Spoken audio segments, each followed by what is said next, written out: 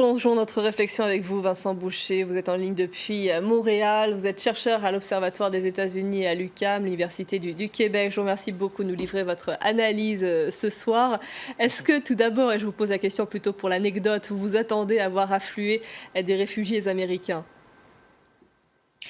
On a vu hier soir et durant la journée aujourd'hui le site web d'Immigration Canada, donc l'agence gouvernementale qui gère les demandes d'immigration, tomber à plusieurs reprises. Donc, on peut penser que peut-être il y aura beaucoup de demandes, mais concrètement, on en doute un peu. Là, c'était plutôt à la blague, on imagine.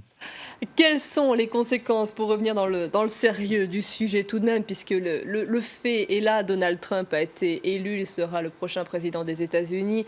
Quelles sont les conséquences pour vous d'une telle élection, de voir un tel personnage arriver au pouvoir aux États-Unis? Eh bien, tout d'abord, on s'inquiète beaucoup de ses positions protectionnistes. Il a dit à de nombreuses reprises vouloir revenir sur l'accord de libre-échange nord-américain qui est en vigueur depuis 1994 et qui profite beaucoup à l'économie canadienne. Juste à titre d'exemple, l'année dernière, en 2015, 75% des exportations canadiennes étaient à destination des États-Unis.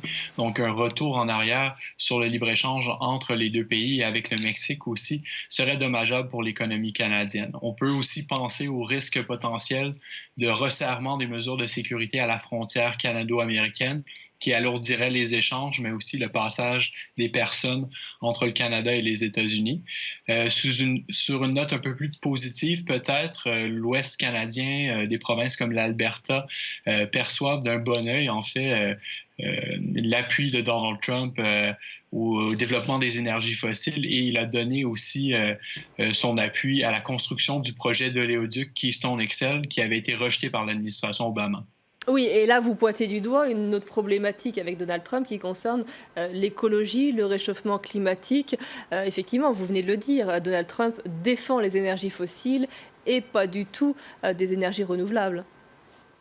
Effectivement, Donald Trump a déjà affirmé que les changements climatiques sont une conspiration de la Chine pour obtenir une meilleure position sur le marché international, pour trouver davantage de marchés où exporter leurs produits et nuire à des économies de pays occidentaux comme celle des États-Unis.